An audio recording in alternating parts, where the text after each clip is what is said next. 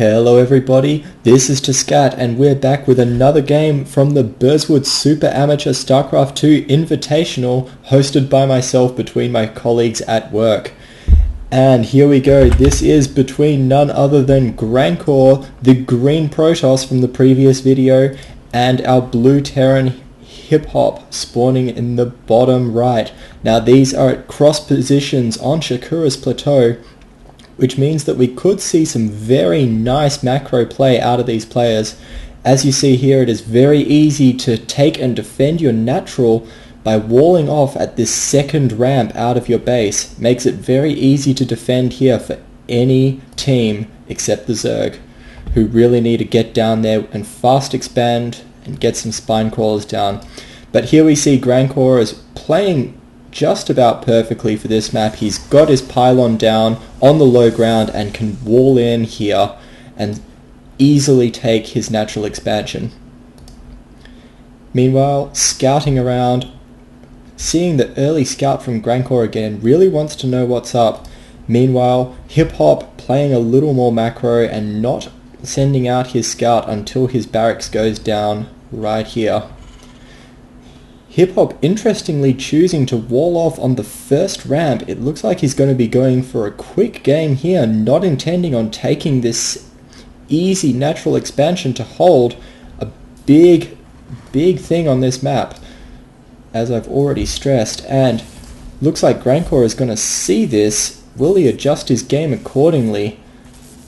There's not much that you can really read from this, especially at this level of play, but he does kill the SCV constructing the barracks, and it looks like he's going to harass this one as well, forcing a third SCV to be pulled from the line.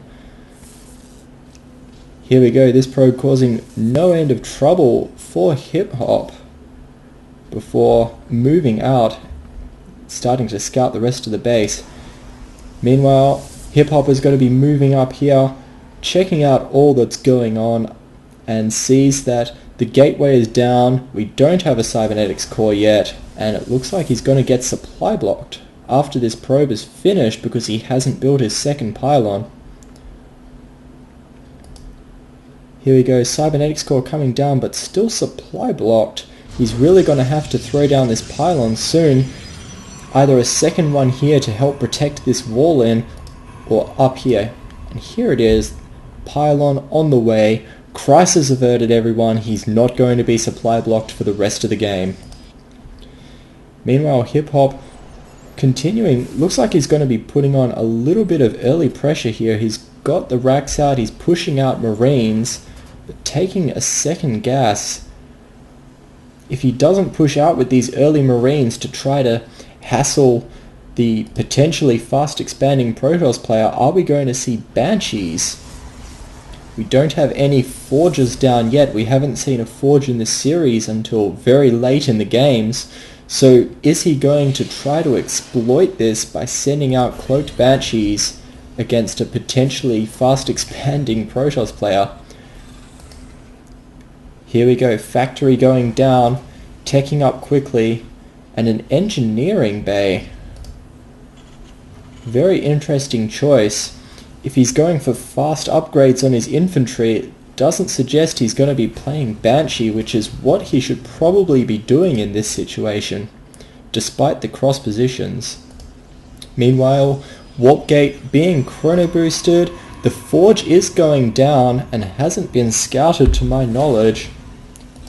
No, definitely has not been scouted or scanned, so he has no idea that the forge is coming down, and it looks like he may have accidentally, by not going Banshee, avoided the problems that come with having cannons in your mineral line when you try to harass the probes with a Banshee. Here we go. Warp Gate research is almost done. Are we going to see 3 more gateways thrown down? Nicely hidden, but with only one pylon, and it looks like he will start having supply problems if he keeps building workers. Going to need to throw down multiple more pylons, including a proxy. Here we go. Big fight, epic style, between the workers down at the Xel'Naga watchtower. And this probe is just going to chase the SCV all the way back into his base, Get out of there, SCV. This is no place for a worker.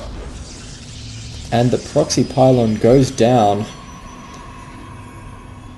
In a nice position. It looks like this is going to be out of vision of this bottom watchtower, which is the one that hiphop will want to hold if he takes either.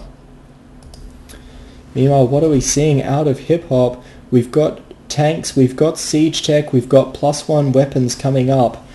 Going for a long game. Meanwhile, Grankor taking this armor upgrade. Very wise decision against Terran players. Your armor is your best defense and overall the best upgrade in any straight up encounter for a Protoss player against Terran. So here we go, warping in sentries up the front. He's got quite a sizable force here, but is it going to be able to push in? No, it is not, because siege tech is done and all he needs to do is deploy these tanks in a nice position, and this Protoss push is going to be expelled very quickly. However, Grankor looks like he could be saving up minerals here. Oh, the wall goes down and the Protoss player is on top of the supply depot. He cannot raise this wall. He needs to focus down these tanks, but he's just on auto target. There we go. The tank focused down.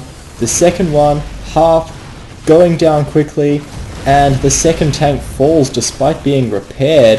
However, this attack will get pushed back without too many losses, and it looks like both players are just going to have to macro up from here. But no, Grankor chooses to push his advantage. He's coming back in with 4 stalkers. This could be a big mistake because hiphop has just pulled out another tank. It's sieging up right now and all these SCVs are already at the front. He doesn't get to repair the tank in time, but it looks like these Marines just may be able to clean it up with SCV support. However, we are going to see a lot of units lost out of the Terran player. 2,000 lost for the Protoss and 1,500 lost for the Terran, but he has lost a lot of workers. This is looking like an interesting game, everyone. The Protoss player pushed back, wisely deciding to pull out of there and not push this front door anymore. The tanks are just too strong with the SCV support.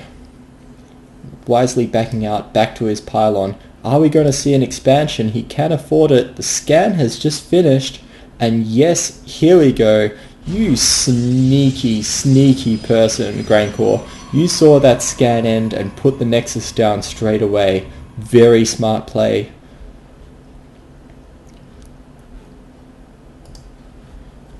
Now, just looking at the unit counting station, the Terran player still has a lead on SCVs. He is oversaturated in his base. He needs to take this expansion to make the most out of these excess workers that he has. 28 to 24. Meanwhile, Grankor, with his expansion going down, needs to start boosting out these probes. He's sitting on full chrono boost once again and just really needs to power up probes for the next few minutes while holding this map control. Interesting situation we find ourselves in here. The Nexus is half done.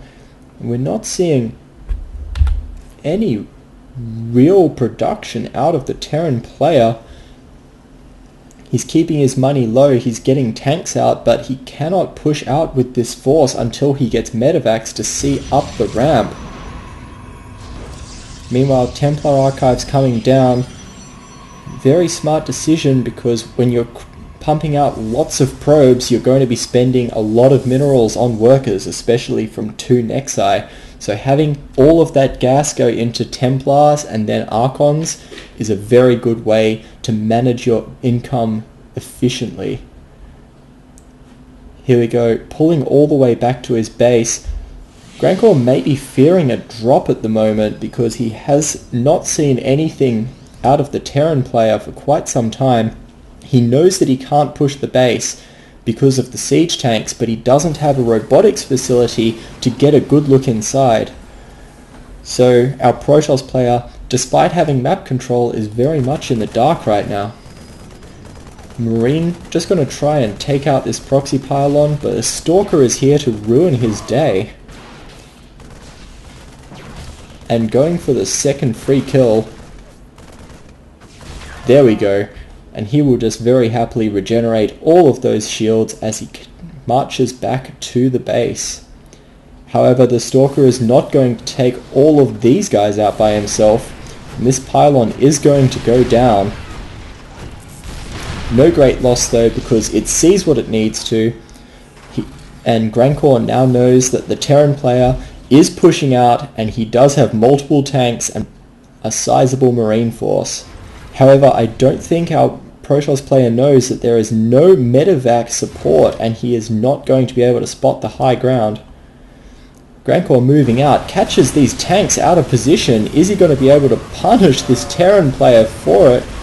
But he just doesn't have enough units. Hiphop coming through with a big marine force and just walks all over the Protoss player despite being so far out of position. And this is very bad for the Protoss player. He doesn't have enough units here. He's invested very heavily in this expansion, and it's up, it's running, but he doesn't have enough production to be able to match this one base Terran. Meanwhile, Hiphop has expanded behind this. Coming back down, the tanks are sieged up on the ramp, a fourth one coming, and he is going to have to give up this natural.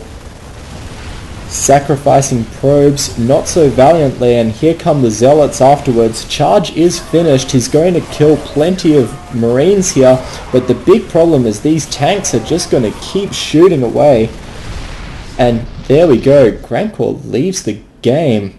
Clearly unimpressed with how that goes, but there we go. Hiphop has taken the series 2-1, coming back from being one game down at the beginning. And a nice turnaround. Terran on one base is very powerful, and you need to keep scouting one base Terran just to see what they're up to, because they can be massing a big force or they can be going for drops. And as you see, Grankor has been punished here for not scouting and not keeping regular tabs on his opponent, and then losing to a big army pushing up. That's it from me. This is Tiscat, and I will see you later.